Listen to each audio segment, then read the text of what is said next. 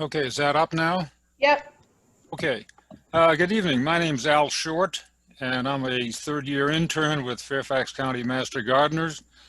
And this evening, it's my pleasure to have you walk through my garden for a few minutes. First of all, here's the outline. We'll talk a little bit about the site and the challenges in my particular lot. We'll look at 4 garden areas and look at some plant selections and examples, and then at the end we'll have a question and answer.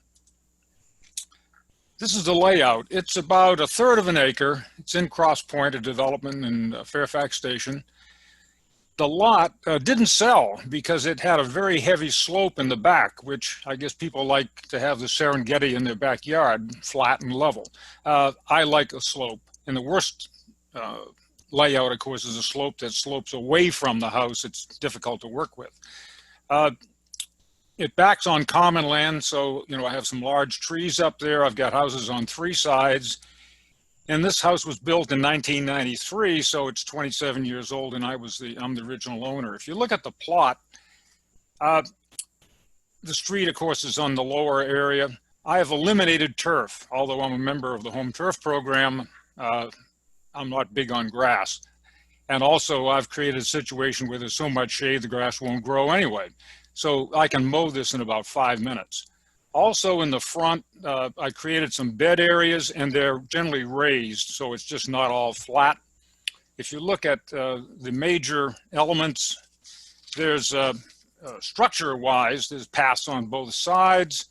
In the back, there's a large deck and a small deck, a pond, a gazebo, and in the slope, I've added a series of stone walls and pathways and so forth, basically to cut the garden up into smaller parts and then deal with them as planting areas. First thing I did was put a barrier in of primarily arborvitae on all 3 sides, because if you can look at the house, in some places it's only 10, 15 feet from the property line. So, you got to somehow define the site. I've got bamboo on the back corner by the pond, and of course that's invasive, and I've put down a barrier to keep it from growing into my neighbor's yard. This is what we started with. That's the house when it was being built, and of course we've got great clay, which has the fertility of asphalt. So I ended up doing an awful lot of soil amendment, and we'll talk about structure a little bit. My point is that if you don't make the preparations right, the garden's never going to prosper. If you're trying to plant in this stuff and keep it alive, it's an endless battle, so don't fight that battle. Prepare the soil properly. I brought in truckloads of Compro, tilled it in, and they've been pretty successful. The site conditions, I've really created from sun to shade. You can see that site was pretty open, but fast forward 27 years, quite a while. I've created a situation where there's almost total shade in the back. The other thing is we're gardening on a slope, so you have to take care of drainage and water, and that gets to the issue of structure. Think about utilities. I had to, of course, run electric out there. Also, underground drainage to catch the water on the slope, conduct it down, and I put a dry stream bed around the side of the house that's attractive. But when we get rains like we had a couple of nights ago with 3 inches of rain, that dry stream becomes the conduit to get the water off the site. I was fortunate in that I owned a company that did this sort of thing, so there's 200 tons of rock on the site. I'm not saying that everybody has that option. Have a lot of critters, but I have no deer, so I was lucky in that sense. I've got dogs on both sides and common land behind, but they seem to not like my hostas. The front garden. When I think about a garden space, you think about what are you going to use it for? Well, the front is you look at it and you walk through it, and that's not pretty much all you do with it. So I've minimized turf. You can see on the left, that's early spring, middle's in the summer. The berm is almost all Pachysandra, which of course is invasive, but that berm has been there for 27 years. It's zero maintenance. And about once a year, I take some 10-20-10 and throw it around a little bit, but that's about it. The other areas that are in the spring, of course, are mulch are primarily hostas and some other perennials. If you look at the, on the right-hand side, the Heritage River birch, that was put in as a 6-inch caliper. 25, 26 years ago, it actually had 3 trunks. One went away because it was over the house. I like Heritage River. It's, you know, it's got an exfoliating bark, and it grows fast. That's really moved out quickly. Downside, it does shed a lot of leaves. Whenever you get a hot, dry spell in the summertime, the tree will balance itself off, so it sheds a lot of leaves, and I've got a couple of them. I've got 2 weeping cherries. One that's quite large, that's on a berm on the left-hand side. I like it because not only do you get spring color out of it for, you know, a few weeks, it looks good in the summer, and the structure, even in the wintertime, looks good. I'm a big believer in houseplants outside. Put them on vacation. The front of the house is north facing. This whole area is north facing. So I have to be careful what I put out there for wintering over. But in the summer, it's an ideal place. A lot of the houseplants just go out there on the front stoop area. And with potted plants, it's easy to control things like water and the size and shape and that sort of stuff.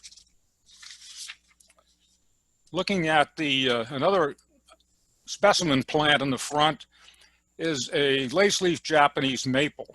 This is at the turn of the walkway going in. That has been there about, I think, 15, 18 years.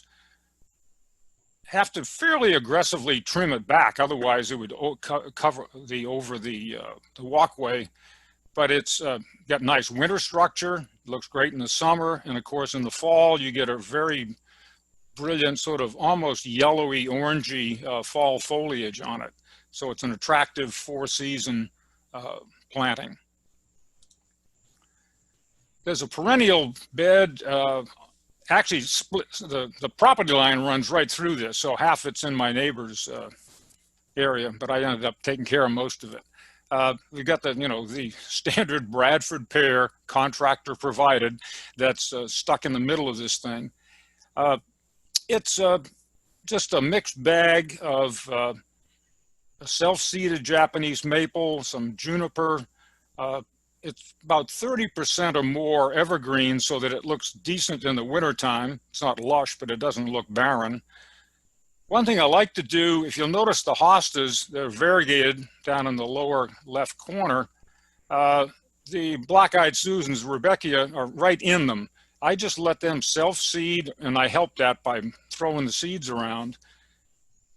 The hostas bloom, you know, in July, and now the Rebecca is out, and it sort of takes over because the hostas kind of decline after they bloom. So it's just a good technique to kind of keep a little interest. And there's ferns in there. There's a hydrangea down near the street, which actually struggles because this is on the north corner of the property. In the wintertime, you know, you get the north winds. And I actually had to move a Japanese maple out of there. The top froze out of it one winter. Left side garden. I saw this quote in a gardening book and I put it in. Side gardens are the connecting link between the garden spaces in front of and behind your house. They can provide visual links to what lies ahead. And that's what I've tried to do on both sides of the house. It's a narrow area. On the left, that's the entry to, on the left-hand side around.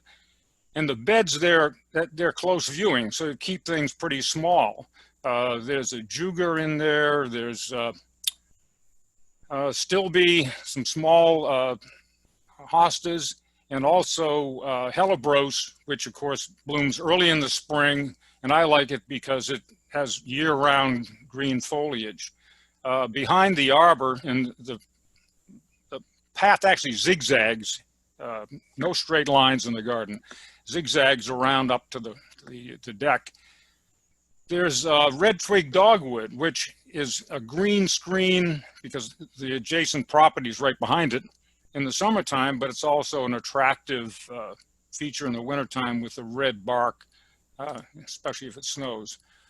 The main area is the back. This is the just view from the deck up the hill, and we'll get into some detail on it.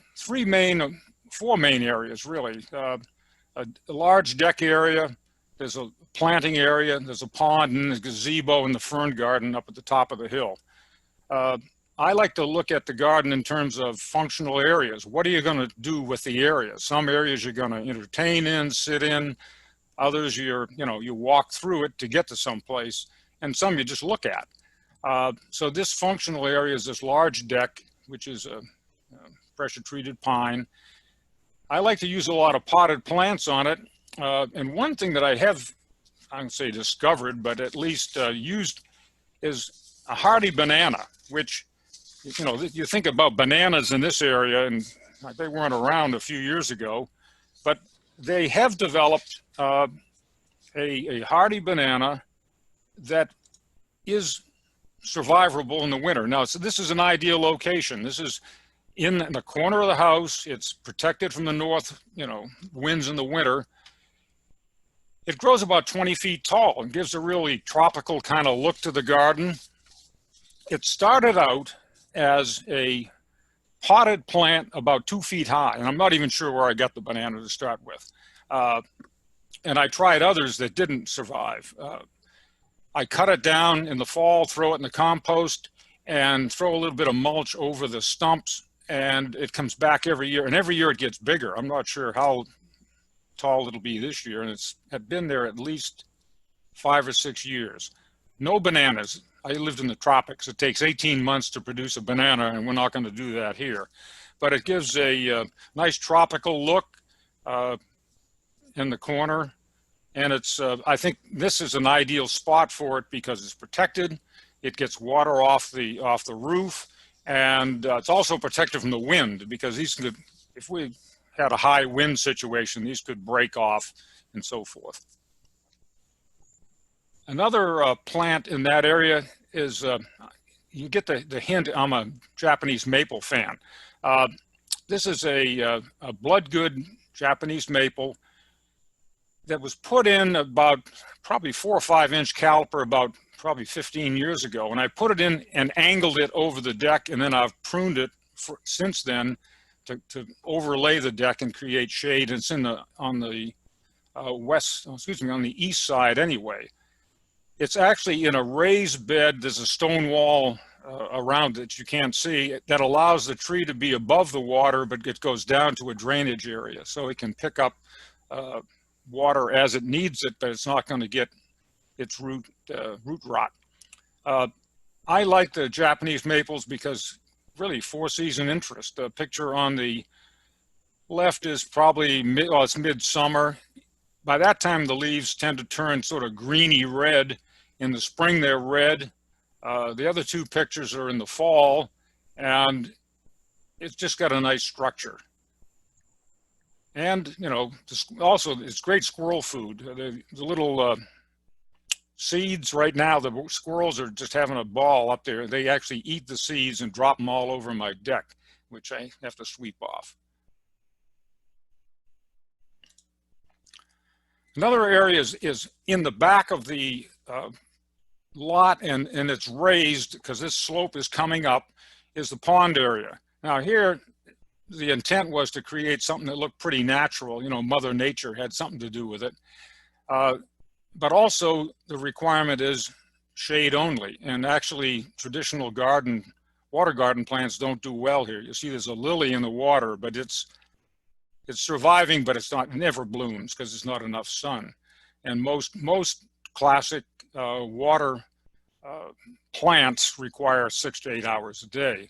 And this thing gets in the back almost none, in the front it's sort of dappled shade. This is another look at the pond area. You can see the bamboo is only about 8 feet wide, but it creates an effective barrier to the house behind me. This stone was all brought in from eastern Pennsylvania. It's called Endless Mountain Stone. And I think it looks very natural. It's not quarried, it's just picked off the side of hills up there. The iris that are here on the lower right, that's a yellow flag, which is native to this area and grows fairly tall, about a couple of feet. Then along the edge of the pond, to kind of break it up, are traditional irises, Siberian, Japanese, I think there's some black gamecock, which is a Louisiana iris. The thing with iris is that they bloom, but just for a very short period of time. One plant that does well here is an Acuba japonica, which is this version of it is gold dust. There are others, but it has sort of gold speckles on the leaf. It does very well, but you can see the pond looks like it's quite light in that picture. Actually, it's very dark, and it's a hosta and other shade-loving plants. When you look at the right-hand picture, Pachysandra is actually growing on top of a rock. I've simply put soil and some material to hold the soil in there, and it's rooted on top of those rocks, and it's been there for years. And that's about a 6-foot drop from the top of that rock down to the water. And you can see the goldfish are swimming around down there, waiting to be fed.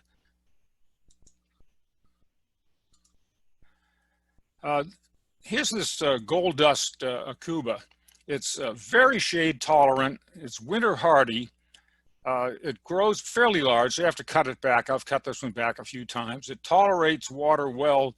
In fact, that plant is not even in a pot. I just stuck it between a couple of rocks in the waterfall, and it's been there, I don't know, 3 or 4 years.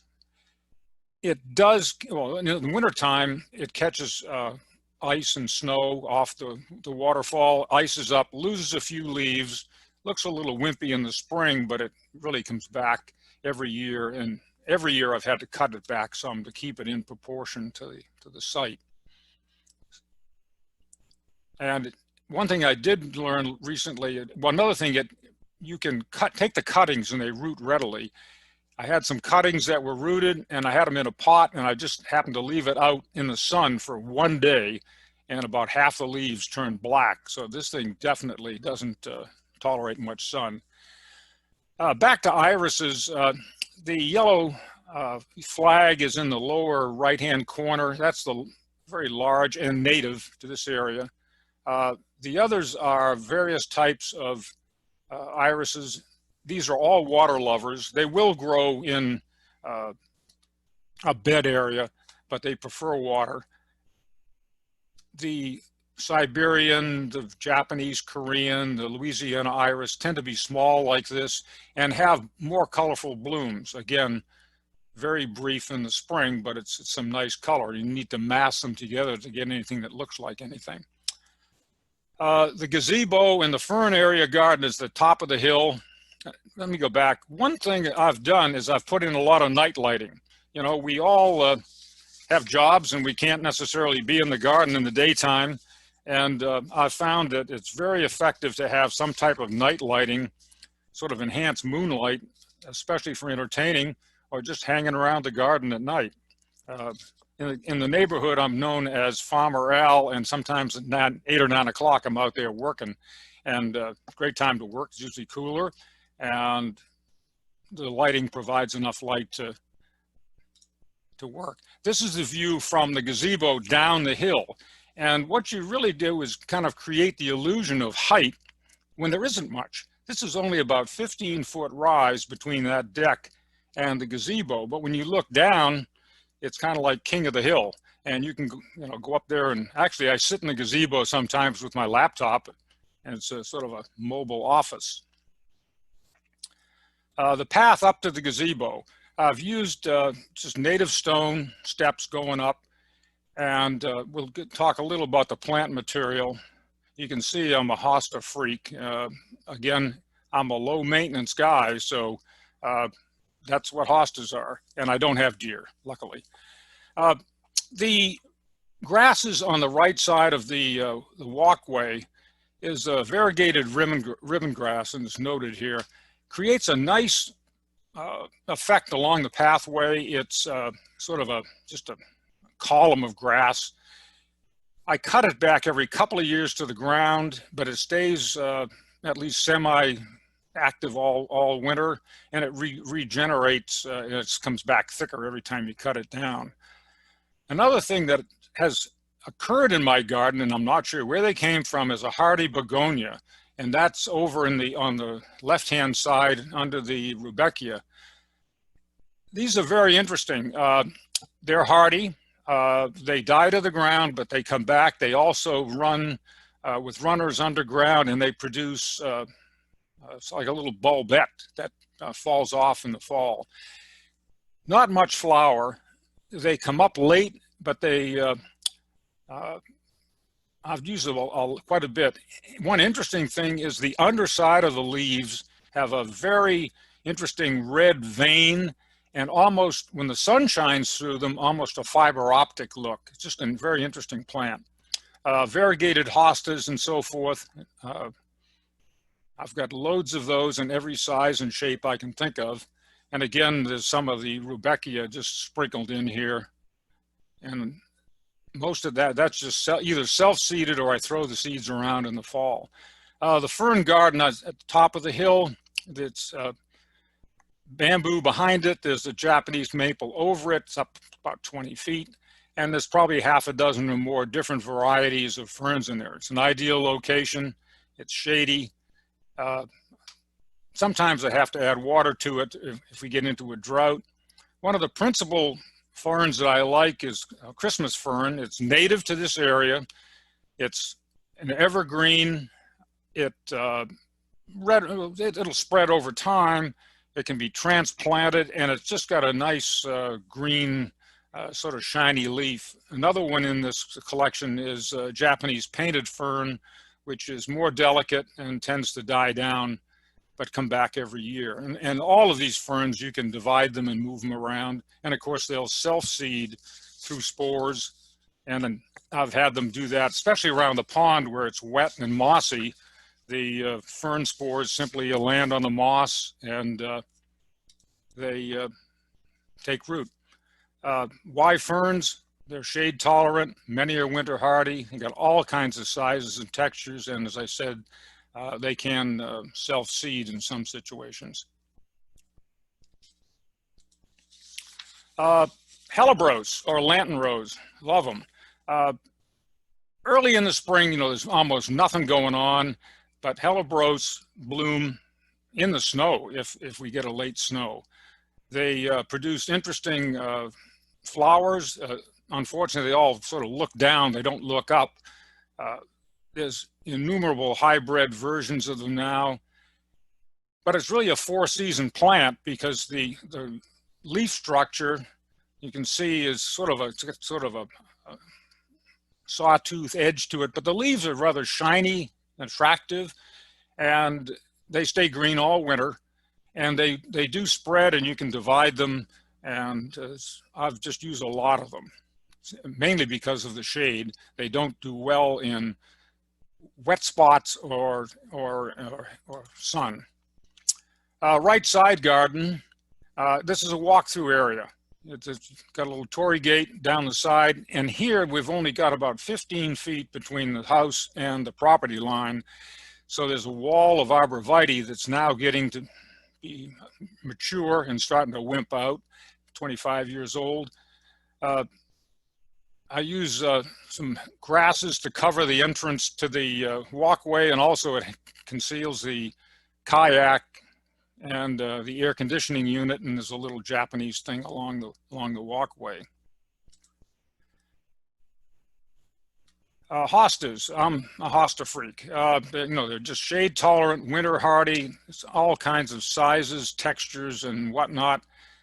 These are actually growing just stuck in a rock on the edge of the pond, and you know, innumerable leaf configurations, sizes. I've got some that are 3 feet tall and some that are 3 inches tall.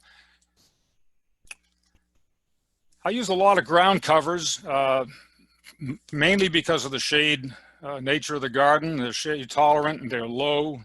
Most of them are winter hardy, and there's a lot of, that's a juga, actually in bloom in the early spring. It has a nice little pink, sort of bluish, pinkish flower on it. Can be invasive. These are some of the other ground covers. The variegated Pachysandra is much less aggressive than the standard in terms of spreading. And Juga can, as noted here, can really form a carpet. That's on the side of the pond. If it gets too much, you know, it can go in the compost. Further, coleus, again, sun to shade, and they're deer resistant, although that's not too much of a concern to me. And the other thing is they root easily. So you can take cuttings and reproduce many of them. I like to put different colors together. And on the right is something, I got to catch the name of that real quick. It's dragon wing or angel wing begonia. I love it because, one, it's very easy to grow, grows quickly, quite large, profuse flowers, nice looking leaves. I actually winter some of these over in the garage, cut them back, and then use them for cuttings, and they regenerate. They go well with purple flowers. That's Persian shield on the right-hand side, and then there's some coral bells in there. And that's just on the middle of a patio. This year I'm using quite a bit of caladiums, again, shade tolerant and in pots, nice color. They move in the wind nicely, and I haven't found hardly anything that eats them or is a detriment. The left-hand side are elephant ears. These have been around for years. I put them in the garage in the wintertime. They kind of die back, put them out in a shady spot early in the spring after frost, and they regenerate. The one on the right-hand side is Rex begonia. You don't grow this for flowers. It's primarily the leaf color and texture. There's just a load of hybrid variations of this. Great in a pot, fills out fast. You can divide it, you can root it, and so forth. In the center, again, that's the Rudbeckia and the variegated Hosta, but you can see that the blooms have been cut off the Hosta, and they start to kind of flump down, and the Rudbeckia kind of gives a little color. On the left is a standard sweet potato. I put these in pots and just use them to fill in spaces. This is cascading down over a wall, and there's hellebores actually below it. I don't lack critters. I've got plenty of them, and the National Wildlife Federation gave me a little certificate to say I was a good farmer. The winter look. One thing we want to do is consider the 4 seasons. This is that on the right-hand side, that Japanese maple in the wintertime. You can see how the structure picks up the snow and it looks good. And the other is the gazebo in the winter. So in summary, garden's always a work in progress. My point fairly is get the structure right first and then the plant material second. You know, don't go out and buy a bunch of plants and go home and figure out where you're going to stick them and stick them in clay. And also think 4 seasons. So that's my garden. It's well aged and ready to take questions.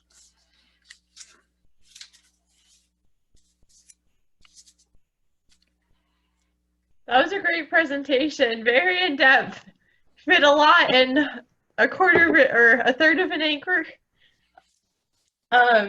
Anyone have any questions for Al? Yeah. Hi, this is Raphael. How you doing, Al? Raphael? Yeah, really enjoyed your presentation. Very interesting. You seem to have a lot of perennials. I was just wondering. Every year, was this all done? Like I know I got in right at the beginning when you said something about you had this big plan when you got the house, but did you gradually build up to where you are every year, adding sections of your property, converting them with perennials and different things? Yes, actually I had this, okay, I had a foundation in 1992, Christmas, and I sat where the deck is now, and I sort of sketched out what I would do with it. And I had another garden before I had this one. So it took 7 years before I even started, especially the rear area. The front area has been pretty much static for. Right. And you just have to work on it over time. Now, I was fortunate. I started a company that did water features in commercial and residential, so I had access to some heavy equipment and some smart people. Ergo, 200 tons of rock in my backyard and a road across my neighbor's property. And the plantings are always evolving. Some things, I'm a survival of the fittest kind of guy. If it survives and prospers, great. If it's not going to do well, maybe it's going to go in the compost. And that's one reason why I have so many hostas and other basically low maintenance plants. Right. Also, I've got at least 30 to 40% evergreen, whether that's evergreen bushes, shrubs, plants, the hellebrose and those sort of things, so that it looks good year round. And that's kind of basic structure. At this point, I'm digging a lot of stuff up and either getting rid of it or moving it or cutting it way back, because, in the early part of a garden cycle, you're trying to spread stuff out and plant and get things to grow. And next thing you know, the hosta is 4 feet across and you're Right. in there chopping it up. By the way, I'm going to have a session on hosta division and whatnot. I think it's on the 20s. Oh, wow. Okay. 26th. Anyway, so that's the history of the garden. It was this is phase 2 of a 25-year process, and Wow. I admit, I'm not out there all the time. It's as low maintenance as you can possibly get, and there's no such thing as no maintenance. Let's face it, you're kidding yourself. Mhm. But you can design it, and that's another reason to put the structure in right and get the soil conditions right, because that really lowers your maintenance quotient. You're not out there every day giving artificial respiration to your plants, trying to keep them alive, and they're growing in clay, or you've dropped a shrub in a hole that's about a foot wide, and the root ball's a foot wide, and it's just not going to survive. Yeah, and you sprinkle a few annuals in there, right? Like the Oh yeah.